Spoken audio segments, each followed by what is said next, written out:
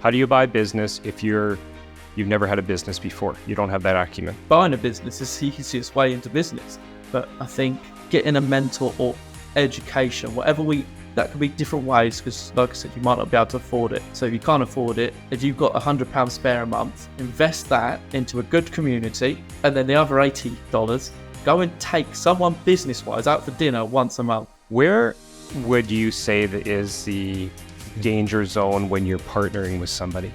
If you're honest with yourself about this other person, what are their flaws and what are the benefits? Everyone has flaws. I have flaws. We all have flaws. So the only way to protect yourself really is to be. I'm Garrett Wong, and this is the Investing to Win podcast. How do you define success, and what does winning look like for you? Charlie, welcome to my podcast. Thanks for having me. How are you doing?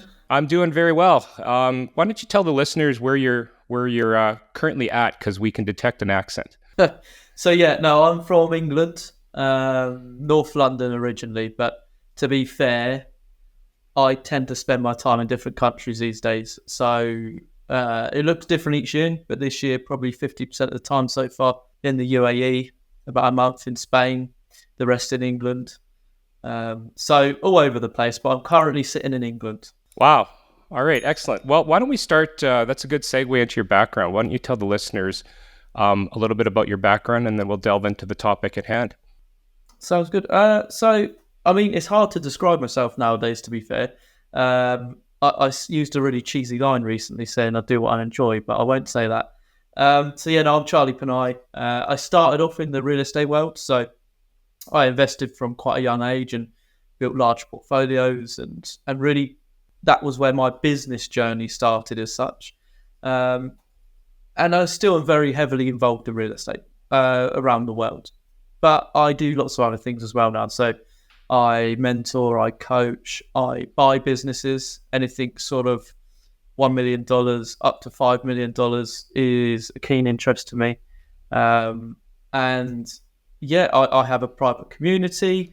So to be fair, you would call me one of those typical entrepreneurs where I have a lot of plates spinning, but I enjoy what I do. I love what I do. I love when I make change. I'm very success driven. So for me, it's fun. And realistically, buying and selling businesses is quite similar. People might not understand how, but it is quite similar to real estate when you know why and how. Yeah, I would tend to agree. Your bio, as I was reading through it, said that you bought your first property at 18. Yes. Self-made millionaire by 25. Tell us about that first property, because a lot of my listeners are in real estate. So I knew I was going to, I don't know why I decided at 7 years old, but at 7 years old, I decided. 7. Yeah, I don't really remember the ins and outs of what made me decide property, real estate. But I decided I wanted to be financially free, and I decided it was going to be I would use real estate to do that. So yeah, I just saved super hard.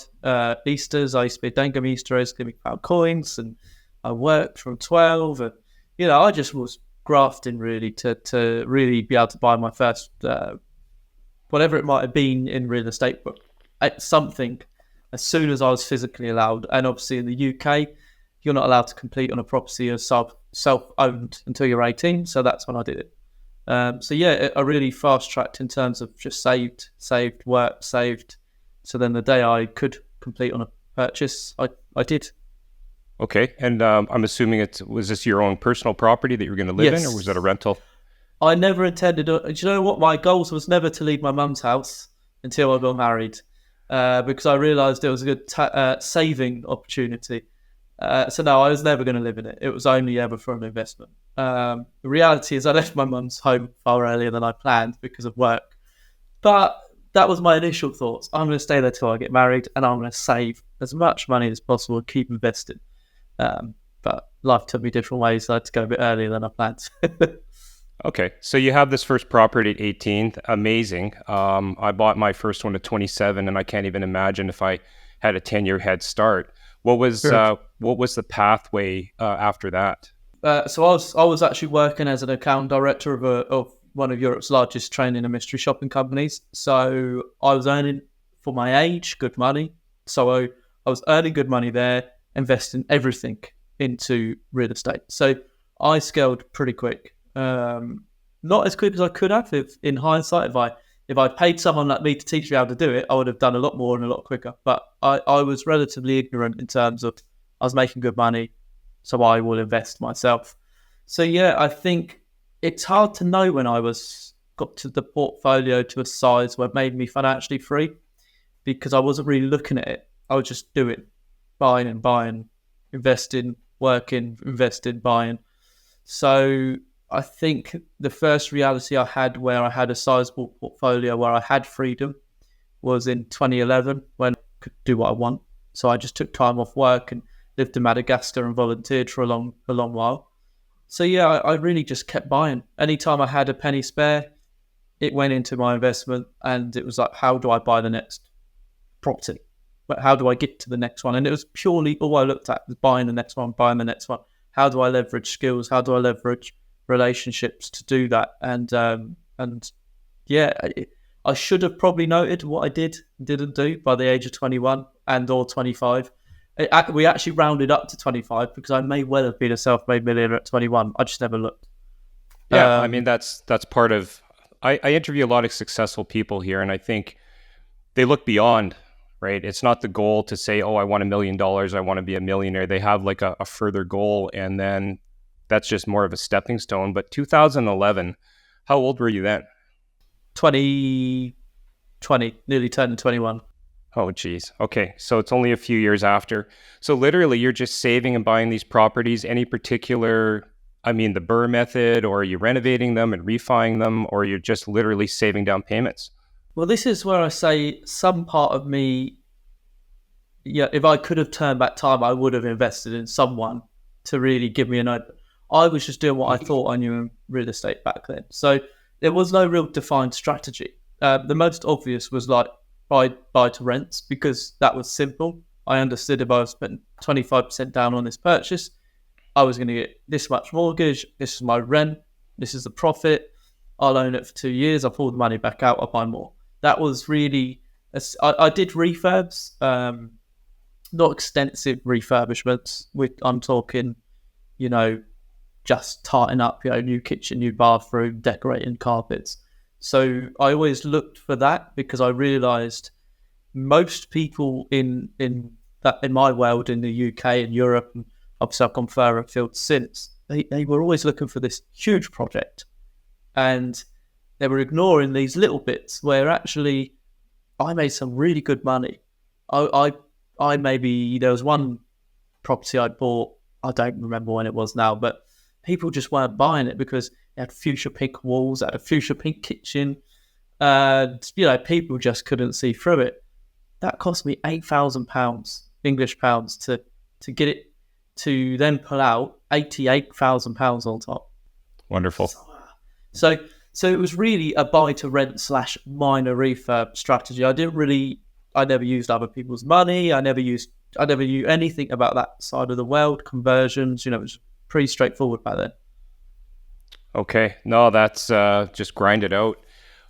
And speak to me about the transition into business itself. I know obviously investment properties is a business of a form anyways, but you mentioned, read it in the intro a few minutes ago, that businesses and trading in businesses can be kind of like real estate. What was the first thought you had to transition into any kind of business? So really, when I realised I was a businessman, it sounds silly, but I only saw myself as someone who bought properties.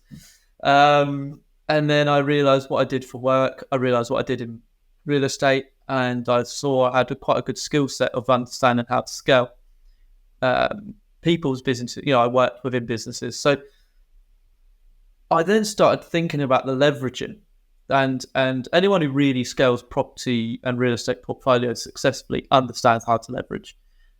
And then I thought, well, I didn't know, but I was thinking it must be a thing in the business world. There's got to be a way to do a similar-ish type of thing within business. And I then soon realised, if you looked at my investment portfolio, up until recent years, my portfolio was probably 90+% real estate.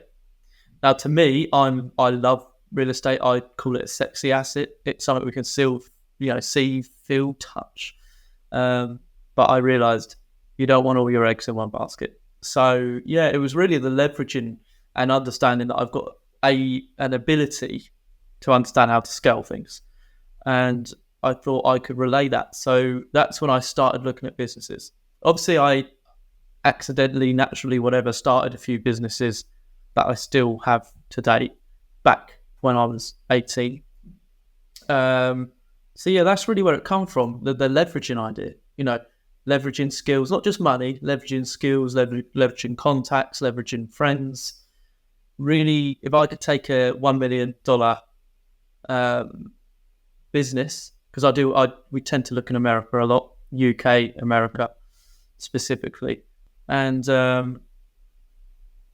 I can scale that business to 10 plus mil. And then I know the people that I can position that 10 plus mil business to. Whereas people who own $1 to $5 million businesses don't tend to know how to sell them that well.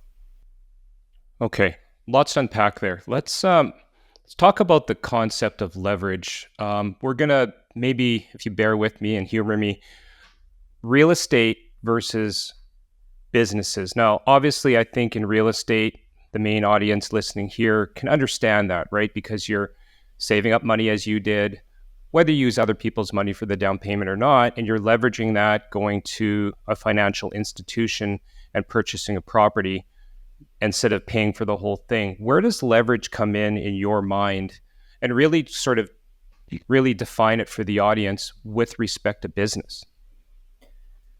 So it's a different sort of leverage, but for example, people don't realise, and I'm going to make it sound very simple what I'm about to say, but you can buy businesses with no money. You put zero in. You don't have to put a penny. There is business loans in the US called SBA 7 loans where you need 10%. So you can look at it in the same format. If you're going to go and buy a piece of real estate land for $1 million and you only have to put 10% down, that is unlike most investments you can do in the world. If you go into a bond or a structured note or a stocks and shares and you say, I want $1 million, I'm only going to put 100,000 in. They're going to tell you where to go. So actually what you can do in business is a very similar thing to real estate in terms of, in the US specifically, if you can find companies that have the SBA 7 loan, phenomenal products. And you're only got to find 10%. In other cases, if you know how and why and what to look for, you can actually purchase a business with none of your own money and the sellers pay for it. So are you talking about specifically when you're talking seller, like holding the financing, like the actual owner giving you a note loan or things like that? Absolutely. So yeah, it's exactly that case. And again, tends to be if you don't have the finances in place, most banks will get involved. If there's a profitable business that's making a reasonable return, they will be open to putting down the first 50%. So the seller is only financing the other 50%. So actually you put zero down, but the business is paying for the loans. It's quite a simple format. It's all leverage. I was just going to say, can you give an example of the first time that you used this strategy in a business? Kind of like break it down. What type of business was it? I mean, obviously not names and things like that. So the first one was real estate, actually. So there's a real estate company that sort of had a lot of synergy alongside stuff that I did. I said to the owner quite early on, I mean, I was quite young at the time. I said, when you're ready and you're done, I'd buy your business. A lot of buying businesses comes down to relationships, especially what I focus on anyway. And anyway, 3 years later, they phoned me and said, yeah, look, we just want you to buy it. So obviously we do the whole negotiating process of agreeing what price suits. And in that one, for example, they had around 90-something, I can't remember, 90-something properties. And it is harder, by the way, anyone listening to the real estate, doing business purchases in real estate is something I don't normally do because the way owners value their businesses are far higher because they've got so many assets. Whereas in businesses, your profit and loss, turnover. Anyway, so yeah, they had about 90. We agreed a structure. I would put, to memory, I think we put 40% down up front. in this case, which at 40% was done by a bank on a 5-year loan. But there was enough profit that was completely covered plus profit for us. And then we agreed with the sellers that, subject to X, Y, Z happening, you would get 20% payment after 12 months, another 25% on top of that after 18 months, and then the balance another 6 months after. But there was certain carryouts. If X happens, then we can deduct X percentage. So it's really important that the sellers don't leave anything hidden from us, because at the end of the day, it's going to backfire on them. If there's anything that they haven't been transparent about, and there's something that'll come back round and bite us in the backside as such, it will also bite them in the backside. So we make clear.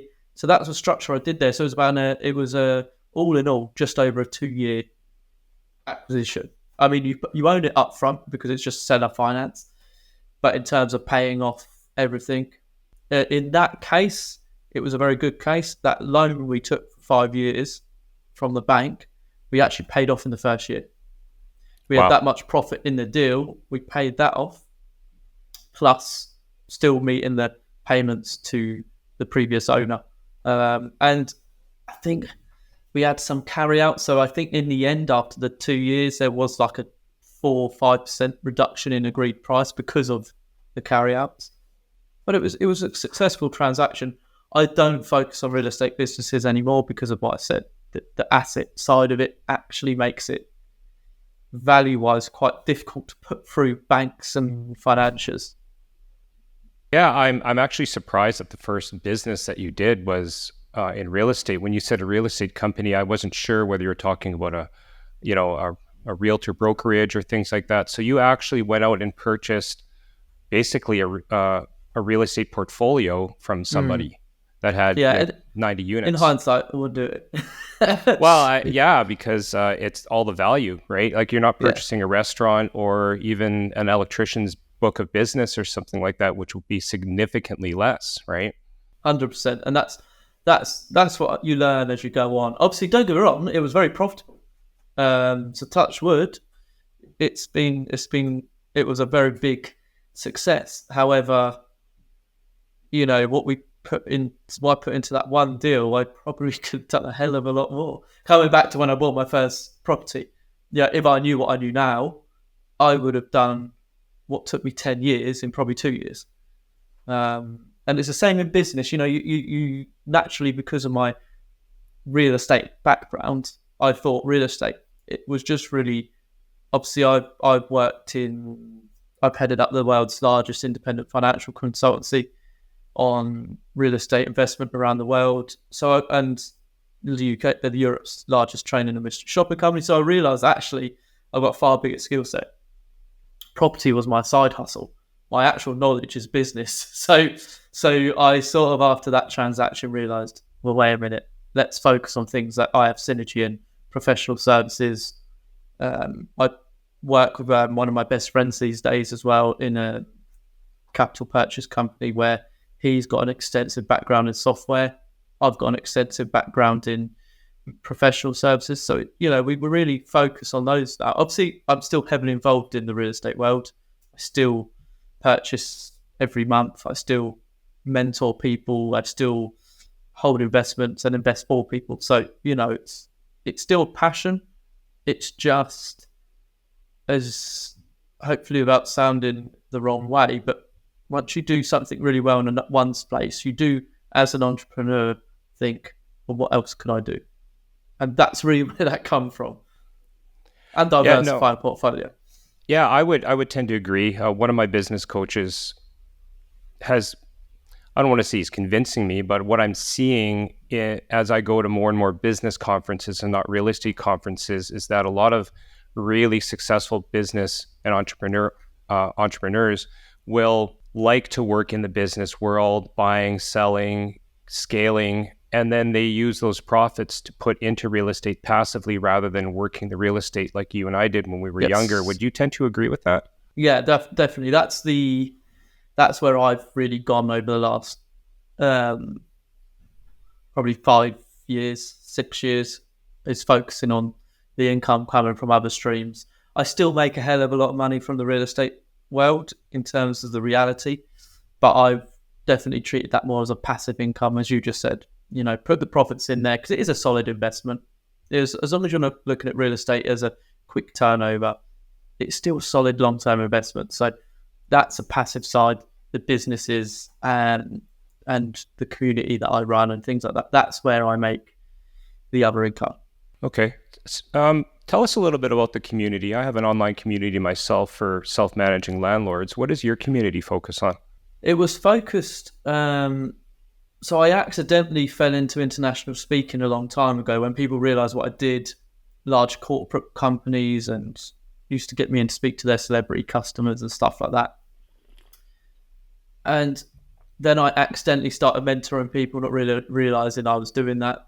And I just realised that a lot of people I speak with, friends in the business world, tend to struggle with similar things. And a lot of it comes back to mindset. So I founded the Grit and Growth Project, which is private at the moment. We are going to be launching it more publicly in a month or two, probably. But I launched it quite a while back more because I just saw people struggling with the same things in terms of mindset issues. Entrepreneurship or solopreneurs are very lonely. We don't realise that. So it is a very lonely world and they all feel like they might be the only ones going for it. So it was intended on that originally, and just being a space where actually we can support each other's wins. I can give, guidance on how and why and what I do and what I would do in scenarios. So, every week we have two live calls to keep people accountable. Obviously, it's grown since then. So we have specialist areas for business structures. We have specialist areas for real estate, and we have specialist areas for fitness and health, because fitness and health is quite big for me. I think if you don't look after yourself, whether that's physically and mentally, then you're never going to be successful forever. Oh, so many different directions I wanted to take that. I actually had, as you know, pre-prepared some questions just to sort of direct the flow of this. And health and business and fitness is definitely a passion of mine as well. But before we go there, maybe a lot of listeners are like, they keep talking about community. Garrett, Charlie, what's a community? So let's define that for the listeners. So to me, and I think actually people can define community as lots of different things actually. But to me, it's just having a group of individuals, of like-minded individuals, importantly, who are there to support your journey. That doesn't mean blow smoke up your backside.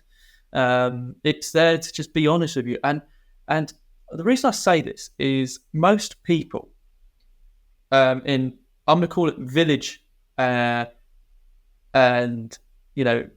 quiet areas, when they start to do something differently to the norm, i.e. their peers, their family, people don't like it. If they want to be a successful person, they start talking commonly about, I want to do this, I want to do that. What you will find is there's people around you that don't really want to support you. I call them social vampires. But there's lots of people that don't. And I think people get this misconception where they hear successful people say, you should celebrate your wins, you should talk about your wins. 100% you should. Be mindful of your environment. Your family might not like what you're trying to achieve. It doesn't mean about being a trillionaire or a millionaire or whatever.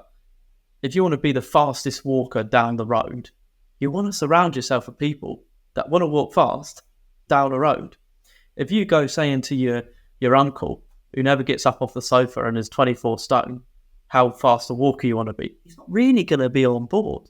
So what community is just being in this environment of people that are on the same journey as you, maybe not the same industry, but someone who's going to be there to support your daily wins. Daily wins are important for me, but also be there when you're struggling and you're thinking, well, how do I do this? Where do I go? If you've got a strong community of people that share your values, then they're going to be there to support you, which it does sound horrible, but family and friends aren't always there for that. They're there for part of it. And again, in community, I help people become aware of really going outside their fear zone, because of our environments, we can tend to be in our fear bubbles all the time, because my best friend might judge how I put stuff on Instagram or whatnot, so I don't do it, and that I don't want. And actually, I'll give you that.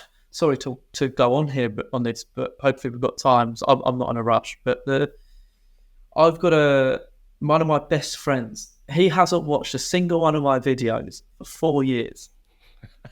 Now, I say this because we had this conversation a few weeks ago, because he says to me openly, look, I love what you do, and I'm so happy that you're successful in what you do, and I want you to do well. I find it cringy. Now, if I'm relying on him as my support mechanism, simply ain't having it. Whereas the community does. And that's what it's about. And I'm sure your community would be the same thing with the landlord side. There's people there that want to achieve the same things. When they're going through the good and the bad, the others in there are there to support that. Yeah, no, I'm nodding my head. For those of you who are just listening to this on Spotify or the audio version, I am nodding my head through the entire thing there, because there's so many takeaways. And to your point, Charlie, it's not that our friends and family are negative or they're trying to hold us back. They're trying to protect us, right? Yeah. But I think entrepreneurs, not to offend all the entrepreneurs listening to this or the budding entrepreneurs, it's a certain type of crazy, right? A certain type of thing that you're always trying to you're pushing and pushing and pushing past what seems normal. Not to define that normal is bad, but we just seem to want more and more. And it's not because for money. I think it's the creativity, at least for me, that drives me. That's why I'm looking at purchasing other businesses and getting outside of my real estate comfort zone. Would you tend to agree with some of that? Yeah, I mean, I think it is what you said. It's the protection. Sometimes you look at it as, I remember when I used to have to work in Colombia back in 2012, and my mum used to offer me money not to go. I was always going, but she was trying to protect me. And this is what we mean about, going outside that fear bubble, as I call it. And like I said, I don't mean it offensively what I'm about to say either, but average people stay average because they don't go into those outside their fear bubbles. Entrepreneurs tend to want to go outside it, but if they don't have the right community to support them in that journey, whether that's a friend, whether it's a mentor, whether it's a actual community they've joined, then it's really tough. And we all get the imposter syndrome. I get it. I go into rooms where I do think like, why are they paying me this to be here? Do I really know what they want to know? We all get it. It's just understand how to manage it. And that's why I think the community side really comes into it and probably is undervalued by many people until they join or find a mentor or whatever version they figure out. I think it's super undervalued. And then once they do it, they realize, wow, I wish I'd done this before. Yeah, I think one of the things I love about my new community is that it's not an open Facebook group. And I call it out like that because, at least in my space, there's a lot of people who are, I don't know how to evict my tenant, or I don't know what I'm doing as a landlord, or can anybody tell me how to do 1, 2, 3 and whatever regulations are in your province or state here? And you get 50% of the people are giving you a link back to the regulations that you just don't understand. But then, you might get some sincere 10 or 15%. The rest is all sarcasm and ridicule. That's not true support. That's why I like taking it into its own closed community. And that sounds like what you're developed or what you've developed. Yeah. This has been very private really for many years. It didn't really actually have the name Grit and Growth for a long time. It was just me, any customers, friends, acquaintances. We just sort of formed it originally on, it was originally on Slack. Yep. We're probably going to launch it as not public as in terms of open Facebook, but public in terms of people can join now. But it was solely created for what you were saying, and what I was just mentioning. It was solely created to just create that environment. And I agree with the Facebook groups. I don't want to sound like I'm bad mouthing them, but more often what I saw is people just trying to sell themselves constantly. Mm-hmm. Now, yes, you might have the sarcasm. You will have the other people that just send you a link which you've already looked at and don't have a clue what it means. But actually, I used to see most of it was, what I used to see anyway, was just people trying to sell themselves. And That's all well and good. People tend to give advice because they want to build that relationship. So then one day they use that. Yeah, that's the reality of the business world. But the Facebook ones I always seen was very hard sell. Oh, here's me. This is what I do. Call me, and you can be my customer, whatever it might have been. Whereas again, coming back to the community setups, the good ones anyway, because there's a few communities about nowadays, I believe, and I think the ones who mean what they do will always go along the lines of, look, I want to give super value. Yes, there's always other ways to work. Just because you're in our community doesn't mean I'm going to mentor you personally. You can have me mentor you personally, but that is a cost. But day to day, the only people allowed in this community are people that are going to support each other. Give that, if someone says, how do I evict the tenants? This is a situ. The community needs to be there to give real, honest guidance on that. They might not be legal extraordinaires, but, give proper guidance or connect them to someone who can do it is the other point in a community. So I just had a podcast light bulb go off.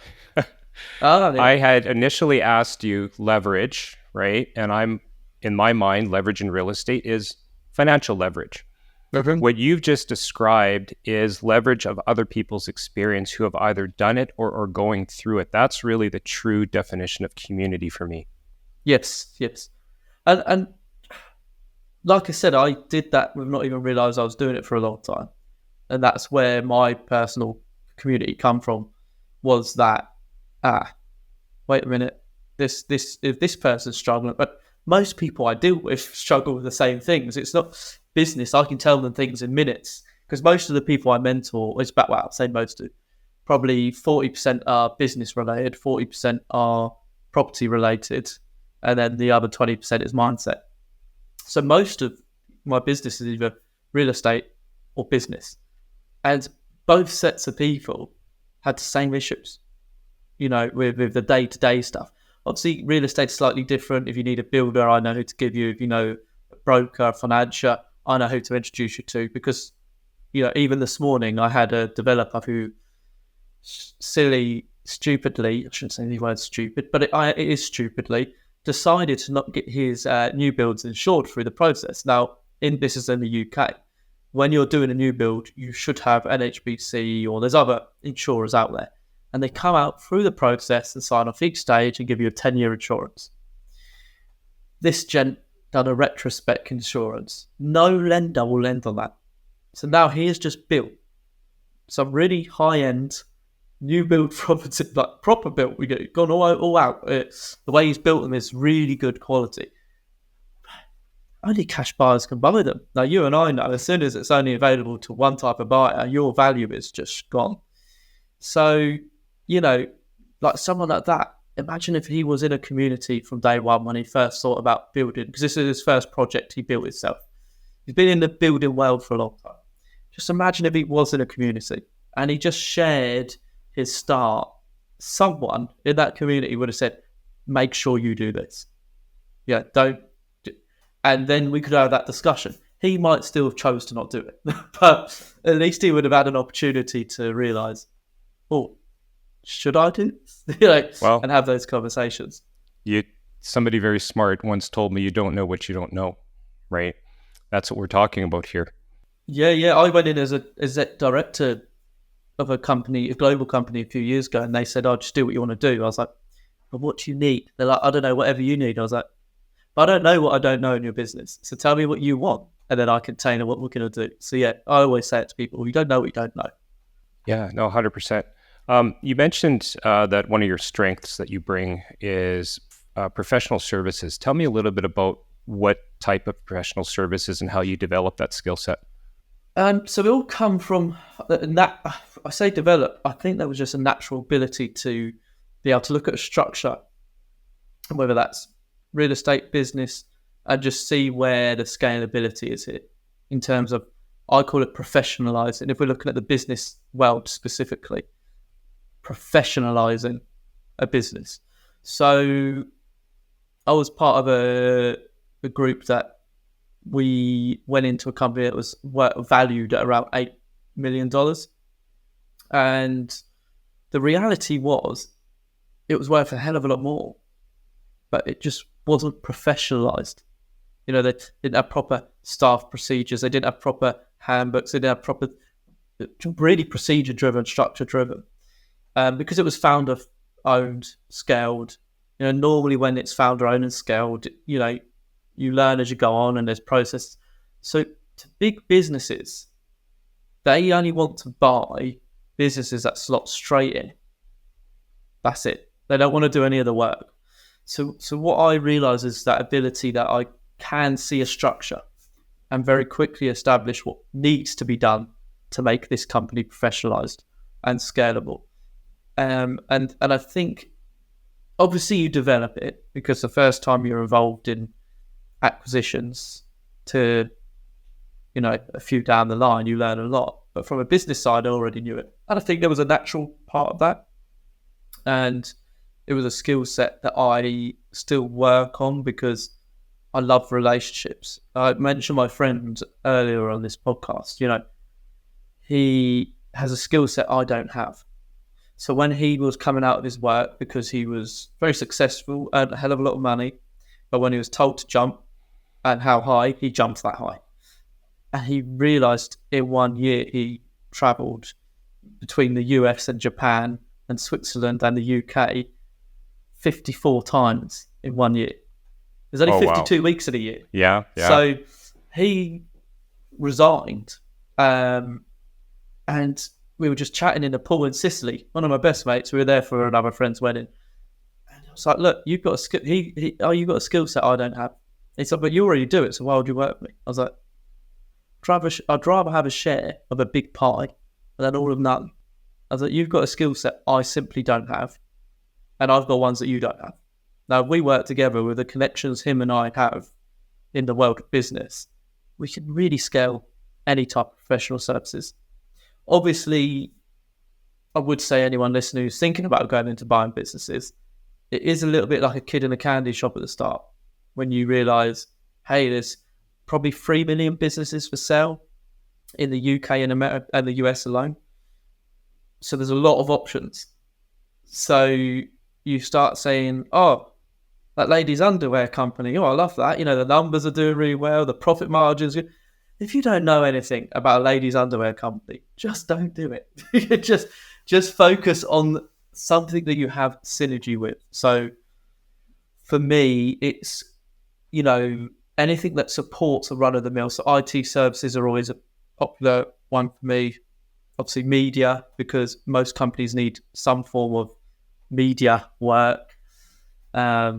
And SaaS technology, software, we look at those sort of anything that complements businesses. If I buy business A and then there's another business B out there that complements A, then we'll look at that. And then if there's C that complement both of those two, and then you build a group. So coming back to that $8 million one that we've become involved with, after 4 years, resold that at $62 million. But it was already worth close to 62 million when we purchased. It was just the case they didn't know how to position that. Okay. So I'm going to take a few liberties here, because from what I'm hearing you saying, number one, core business principle, you're buying a business with your eye on the exit already. Is that fair? Business, yeah. Like we said, definitely different to real estate. Real estate, I look at it as I'm never going to sell it.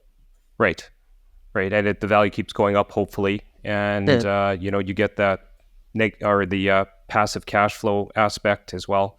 But with a business, okay, fine. We're going to go into something that we're passionate about. We're going to not go into ladies' underwear unless you're an expert on it, or at least you know a little bit about it. Or know someone that does anyway. If you know someone, sure, then that's fair fine. enough.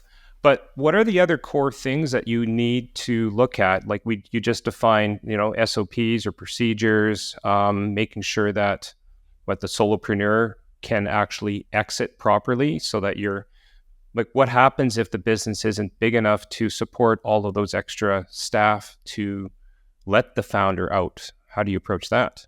Yeah, so there is different occasions actually. We have entertained and got involved with ones that business owners stay on. So they are an expert on what they do, but they just don't know how to scale. And so that actually is quite appealing to someone like me, because they're passionate about it. As long as they're willing to learn and change and develop, then, because what we can't have is an owner who's like, yeah, but this is how I do it. Okay, remember why you wanted us involved. We're here to scale it for you. So that's not off. It's definitely open to us. But I think when you're looking at this and you look at the profit margins, people get a bit excited. They just see, yeah, I love this business, I want to buy it. And they don't really take into the reality. Now, I do the same in real estate in terms of, I'm always worst case scenario. Okay, Mr. and Mrs. Smith, you're telling me that your profit margin is this. You can demonstrate it as well, to be fair. But what if this? What if that happens? So I think I mentioned it earlier. I need full transparency from seller, and I keep putting the pressure on them. If you do not give it, you are going to lose money, because the deal we're going to strike is based on certain key components over the course of 1, 2, 3, 4 years. So if you aren't transparent, so you've got to make sure there's enough profit in it, in terms of, yes, replacing the head of the company. An ideal scenario is it's already got a solid management system where the owner's already really day-to-day not that involved. Because then okay, they've obviously got people that are doing well. The owner tends to be transparent, back to what I said about they need to be, in terms of what parts of that team we get rid of, or what parts of the team we keep. Because they will tell us dead wood and the good wood. And that's really important as well, because it's harsh to say, but even in businesses I'm involved with, it's absolutely people in there that are dead wood. But it's very hard to move them on when you go past a certain amount of time they've worked for you. A new owner can do what they want. It's pure restructure. If I take over a Gritted Growth project and I want to get rid of the sales director, I'm getting rid of them. No two ways about it. As part of the restructure they got. So there's lots of fundamentals. So you've got, obviously, exit strategy. You've got to think about, is this something I'm exiting? Because if it's just a break-even business, you're not going to ever be able to exit. If you're able to pay yourself a couple $100,000 a year, but no profit after that, you're never exiting. So be realistic. What do you want? Now, me and my business partner, for $1 million purchase, for example, we're quite actually happy. This might sound really low to listeners. We're very happy at setting our benchmark at 35 to 40K each a year out of that business. That might sound really low, but we want to be super realistic in terms of, I don't want to stop this business from scaling because I want to take 400 grand out a year. So actually, what are we happy with? We play a numbers game. We own X amount and we're taking 40K per business over all of them. And at the end of each tax year, there's enough to pay out ourselves the dividends of X amount. Brilliant. So for us, it's a 40, and it sounds small. Everyone can have their own maths. But for me, that's how I look at it. If we can take 40K profit as a salary, then that's enough for us to sit on the board of directors. And that's another key component, because I've worked with people who I've mentored to, who want to buy a business because they want to earn sorry for the language, but I can't think of a better word, but a shit ton of money from this business. But they don't want to work in the business. Right. So for me, that's the key. You don't want to work in this business, because if you're working in the business, you might as well just go and start your own and do something you're really passionate about. You do not want to work in this business. So rather than really holding this business over a barrel because of your greed, take the minimum. And anything else is a bonus. And then the reason I say this as well is the books look better when you come to wanting to position it. You can invest more into the sales staff or the marketing staff or whatever it is you need to scale to get from A to B. So I think you already mentioned the first two important components. I think that's the other one, is just remembering the minimums you want to take rather than thinking your ideal scenarios, and that you are not working in this business. Your ideal scenario is you are simply there to have a quarterly meeting and make the connections. Yeah, no, it's basically, you don't want to buy a business to buy yourself another job, is what you're saying, right? Yeah. People do it. They do. People do No, it. no, there's no shame in it either. I mean, there's nothing wrong with that. But if you really are buying that and you want to have multiple businesses, it's impossible. You can't work. There aren't more hours in the day, right? You can do a lot of things. You can be a lot of very creative, but you can't create more time. When you're scaling or you're looking at a potential target that you want to purchase for an acquisition, what is in your mind when you're saying, I think I can scale this or scale that? What is scaling in like the definition of scaling in that context? So from the face of it, it's obviously you're really just looking at numbers at the start. When unless you have a relationship with this business owner, the reality is when you're looking at opportunities, it's pure numbers. So the first point is I personally, if I can get my hands on a 5-year profit and loss, I want the financials for 5 years because you don't really know the foundations of the business at this point. But what you don't want to do is spend hours with the owner or whoever and then find out the numbers don't work. So you have to look at the numbers first. Now, over a 5-year span, the reason I like that is it's giving you an idea of the flow and the trajectory of where the business is. So, if there's a clear decline, that's something, doesn't mean you don't inquire about this business. The business numbers might still be good. There might be a reason for it. But then you really know what you're going to be asking the business owner. That's the first thing. Just look at the numbers for the trajectory, not getting your heart set on it. It might be, a veterinary school, and you might love animals. Just because you love animals doesn't mean it's good business. So look at the numbers. Be quite cutthroat. There are so many options out there. If the numbers don't look right, don't even waste your time. If the numbers suit it, yes, the trajectory might be off in terms of they might be on a decline or whatever, but there's something still there. That's where it comes to the conversation side. And for me, I like to get straight to that as quick as possible. Some people try to go by the brokers and ask this question and that question and this question and that question. And brokers, I'm sorry if I offend anyone listening to this, pretty useless in my experience, and sorry, I do not mean that to offend. I'm just based on experience. So rather than waste your time, let's get straight to the business owner. Let's have a meeting, virtually, in person if you're local. There's 2 reasons for this. One, rather than go back and forth over weeks or months sometimes, you can just ask everything in one go. Secondly, I think it's super important to understand the relationship between that person. If you meet the owner and you think, there's something not right about this person, irrelevant of what the numbers are telling you, from my experience, you should walk away.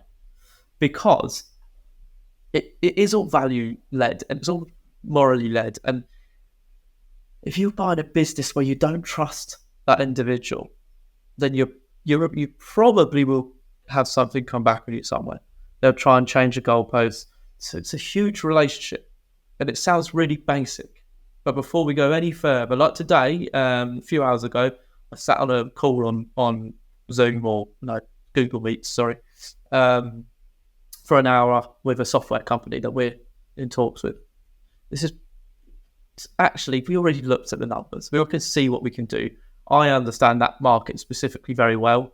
And obviously my business partner's got huge background in software. So we already knew it was something that's definitely something we'd put an offer in. But we wanted to sit there with the owner, albeit virtually, and really just get to know what this person's like. Because then you understand company ethos, the challenges you may or may not come across. He was very transparent with his team in terms of the really loyal and hard workers, the non-so. And those bits are so important when you're doing it. So for me, people overcomplicate this strategy and they try to do too much before getting anywhere. Just look at the numbers, be harsh on it, be cutthroat. If there's anything that doesn't work, move on to the next, and then get on the meeting with the owner as quickly as possible. Because if you spend 1 hour with that person, you might see it as a waste of time if it doesn't go anywhere. But I'd much rather spend that hour and establish it's not going anywhere than spend months messing around to get to the last point where people change goalposts. Yeah, no, uncover what you need to, follow your gut instinct, do it in person or on Zoom if you can. 100% agree. I want to take a little bit of a segue here. You mentioned several times, best friend, partners, bringing different skill sets to the table. I heard a quote for 2024 that collaboration is now the new gold. That's where all the huge successes are going to come. But I've had business partners that I've had to exit from, good ones and bad ones. Some were, very, agree to disagree type of things. Where would you say that is the danger zone when you're partnering with somebody? Yeah, I think it's definitely being honest with yourself. And then people sometimes have a best friend or business person they've done a lot of work with, and they like the idea of it, and they get this, if you think about acquiring businesses, if me and Sam sitting there, we're going to buy 15 $5 million businesses in a year, you start looking at the numbers and think, God, it's amazing. But actually, it's important to understand before you. And sometimes you don't know. Sometimes it's impossible, by the way. But if you're honest with yourself about this other person, what are their flaws and what are the benefits? Everyone has flaws. I have flaws. We all have flaws. So the only way to protect yourself really is to be really honest with that at the start. And again, is this going to be an issue long term? Because if it is, it doesn't mean you don't get into business with them. But again, this is something that people don't do, is a shareholders agreement or owner agreement. And they don't do it because, we're best mates or we're mum and brother and sister or whatever. It'd be fine. You want to plan for when the shit hits the fan. So actually, if you know that this person's flaws are this, let's do a shareholders agreement of what we're committing, what we're doing here, what we're committing to, what are you doing, what am I doing? And it sounds over the top because you might think, oh yeah, but my mum's going to let me run this business. It might not be the case. So that's my biggest bit of advice is at day one, understand who brings what to the table, put it in words. Doesn't mean it can't change. I like to have reviews with my business partners. And this tends to be over dinner or lunch, but we sit there, we talk about who's doing what's going well. Do we need to review what we agreed? It's important to have those conversations. So if you think about my friend Sam, we're he's one of my best friends. So it's quite easy not to have those conversations because at the end of the day, we're sort of like best mates. So, we know each other.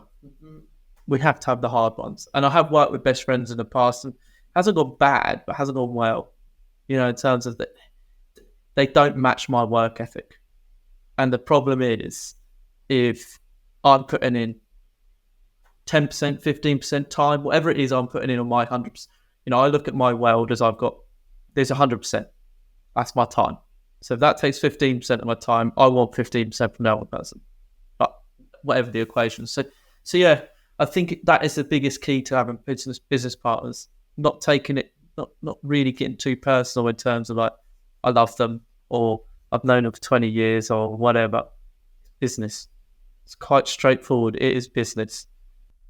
It is. And, I do shareholders agreement on everything I do with any potential partner. And to your point, Charlie, just having a very long conversation in person, an honest conversation.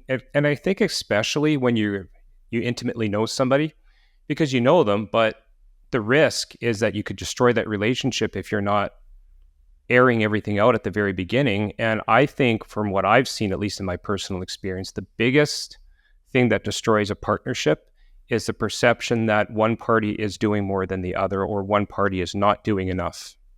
Yeah. And that's why I mentioned that part of who's doing what we bring to the table, what time are we committing?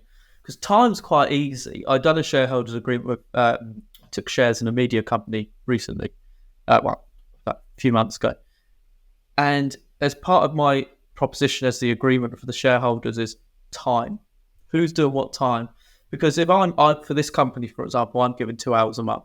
It's quite easy. And they found it bizarre. They're like, Charlie, even if you give us 10 minutes, we're happy. I was like, no. Based on the shares you've given me, I've agreed to 2 hours a month. So that's going to be in the agreement. So you can hold it against me. If I do not give you 2 hours a month, it's there in writing what I said and what you said.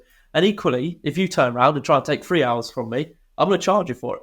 So we're looking at it from both sides. And it does sound over the top because this media company, the guy who owns it's a friend of mine. And, he just didn't care. He's like, look, I have 50% of you want. I was like, no, value-wise 10%, 2 hours a month. That's what I want. And we're going to put it down in writing. Because like you said, perception is the worst part. We might perceive, like Sam knows numbers far better than me.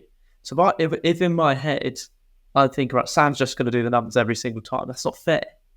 So we have to have a conversation about when we're doing this acquisition, what bit am I doing? What bit are you doing? So we're accountable for what we're doing.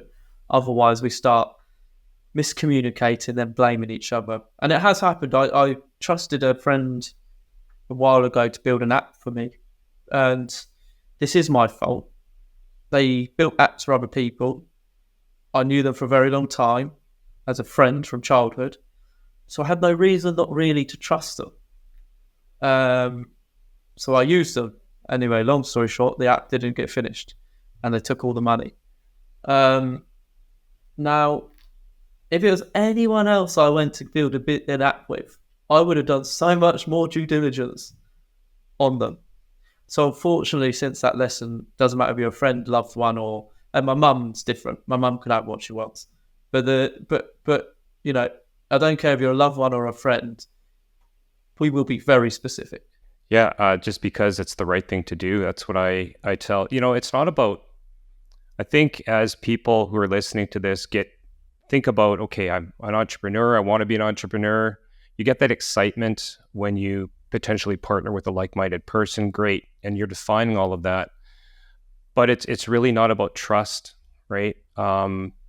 Because otherwise that hurts feelings. What I like to say is it's just good business principles to put these things in place, or if I could give some advice to the audience, put things in place, but present it in such a way because you're going to be scaling and the positions that you're setting up right now will not be occupied by the founders. So you might as well put those checks and balances in place at the very beginning, which serve two purposes. That allows you to scale, but at the same time, it's also putting some kind of checks and balances in place for that potential partner so that you're just in case, a fallback mechanism. Yeah, that's what I mean. It's I have had individuals that can take it offensively when you bring up the case of let's discuss these things. So like, oh, well, do you not trust me? It's got nothing to do about trust. Actually, I do trust you. Otherwise, I wouldn't be getting in business with you. Great point. That's the first thing when people say it to you. Why would I be getting into business with you? I didn't trust you. And then nowadays I don't really have any pushbacks on it because I just explain some of the experiences that I've witnessed and had myself. And I think you said it already, in terms of perception tends to be the biggest problem. And we all do it, even if you think me and Sam, who have got relatively, watertight, sometimes I think I'm putting in more time than him. And then I'm sure he thinks at times he's putting in more time than me. But the reality is, he and I, every single week, for a minimum of an hour and a half, sit there and go through what we've done. And that's our commitment, because if we don't, we won't keep progressing. And that sounds excessive to some people, but we are in an aggressive phase of purchasing businesses. So we need that specific time. Doesn't always happen. He goes away, I'll go away, whenever. But more often than not, every single Friday, hour and a half, we're on a call or in person, going about what we've done over that 7 days. So that just gets rid of the perception. Don't get me wrong, and he'll be honest. He'll come in and say, do you know what? I've had too many things on this week, X, Y, Z, so I'm done in a bit. So would I. And that's it, perception. And we come back to you said the word excitement. I see this all the time. Someone I mentor gets excited quite regularly when people reach out to them about becoming a partner. They've got a big beauty company. And I have to always remind this person, but what's in it for you and what's in it for them?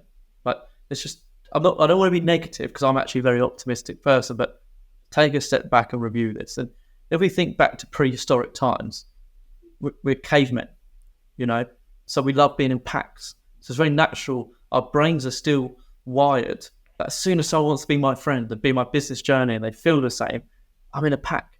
So forget about the technical stuff and this and that. We just go back to the cavemen times and our brains just take over. And sometimes it's important to just step back. Does this person want to walk down the road fast like I do? Do they have the same morals as me? What's in it for them? And what's in it for me? Too many people forget about what's in it for them. They think they're just doing it because they're a nice person. Not often. Yeah. Oh, wonderful. Two more questions before we wrap up here. What is your top piece of advice for somebody thinking about purchasing a business? I would suggest, sorry to go too much into this question, but are we basing this on someone who has good business understanding or not? Let's just say good business understanding. Let's go from there. Cool. So I thought I'd just clarify that, because some people go into it about extensive ones, and it's not a problem, actually. You should still do it. But there's two different answers. So yeah, if you've got good solid background, my actual biggest bit of advice is to take massive action. Now, this might sound really basic, and you might hear lots of people saying about just take action, but the reality is in buying businesses is, I said it already, very hard to communicate with brokers. There is ones you find who are really good. In the generalization, if there's 2 million businesses for sale in the US and the UK alone, sub 5 million and above 1 million, you're just not going to get the communication. So you have to always be active every single day. And I'm not on about setting daily goals, but we have to have monthly targets, so we know we're always moving towards it. And I think that's the biggest bit, because when I work with people in the business acquisition world who want to do more business acquisitions, and being brutal myself, even I, as a busy guy, we can just not take enough action at times. And what happens is, every day you don't take action is one more day behind it. So if you've got a solid business understanding already, if you just take massive action, things will come. You already should understand the right people and the right connections and the right this. So you don't need all that. It's just get on with it. Stop making excuses. Okay, great. Well, that question was kind of selfish because I own some businesses. So, you know what? I'll add another little thing in there for some people who are maybe just thinking about starting. So, how would you answer that question? How do you buy business if you've never had a business before? You don't have that acumen. Yeah. So I definitely would say don't be against doing it, because starting your own business is a bloody nightmare. I've all been there. Well, I've been there, and it's hard work. So actually buying a business is the easiest way into business. However, it comes back to what I said about my start of my real estate journey, actually. I didn't seek education. I just earned good money and I did it. I didn't lose money, but I definitely did make what I should have made.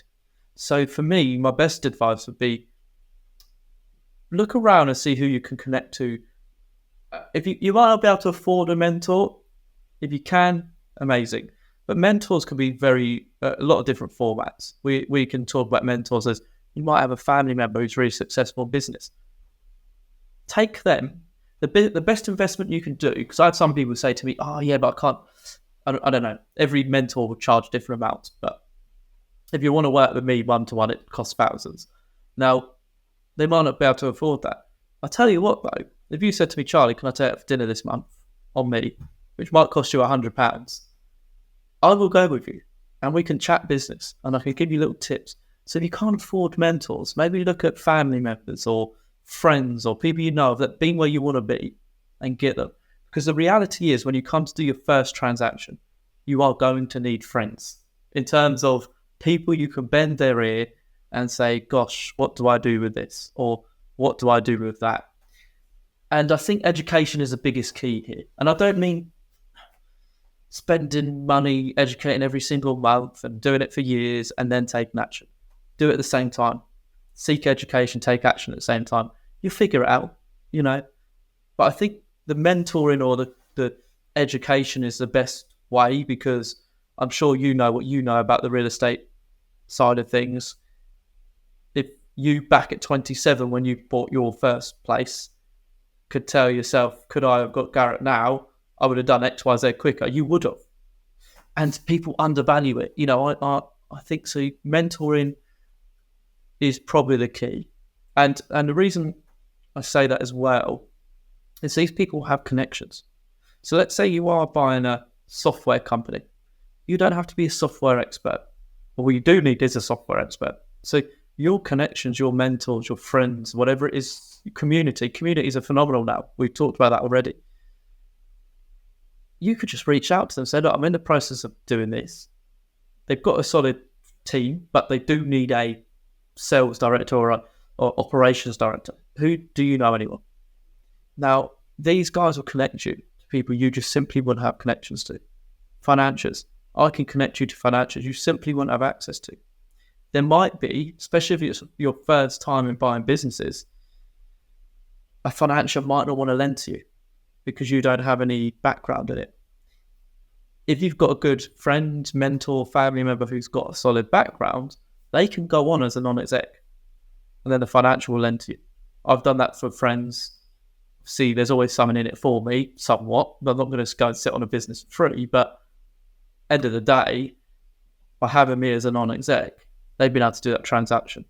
So I think I know it's a long-winded answer there, Garrett, but I think getting a mentor or education, that could be different ways, because like I said, you might not be able to afford it. So if you can't afford it, if you've got £100 spare a month, invest that into a good community, because there is some good business communities. Mine's like $20 a month when I launch it, where you can have connections. And then the other $80, go and take someone business-wise out for dinner once a month. Let's just look at it as $100. $20 into a community, $80 into taking out a local business person that you know and just ask them stuff at dinner or lunch. Amazing advice. Love it. Love it. Love it. Okay, final question, and I ask every guest this question. I really want to hear what you have to say. Charlie Panayi, this is the Investing to Win podcast. How do you define success, and what does winning look like for you? Success to me is freedom, and winning. So I saw this, obviously we said you said this to me before. The winning's a difficult one. So I tried to think of this before we jumped on the call, but I just couldn't get my head around it. So freedom is the number one to that answer. For me, that is success. And winning for me is actually happiness. Now that might sound really cheesy, very spiritual, but we chase as solopreneurs, entrepreneurs, business people, success all the time. And we might get success. I get my freedom, which I have my freedom. But if you have no happiness alongside that, it's pointless.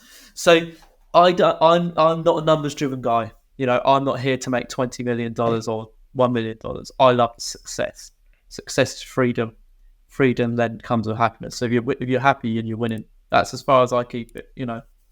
I was trying my hardest, but I'm not financially driven. So it's hard when, if you're financially driven, Garrett, and you earn 1 million and you want 2, it's simple. Yeah, but I agree with you. If you're not happy, what's the point? Right? That's it, and especially as entrepreneurs, you said it already in this podcast, we're always wanting more. We're always wanting to do more. So you've got to learn to enjoy it. So you're only really winning if you're enjoying it and you're happy, because gotta have fun. You're doing it for no reason. All right, that's a great way to put a cap on it. Love to thank you for coming on the show. It's been really insightful. I learned a ton, and I know my listeners did as well. No, thanks for having me. All right, take care.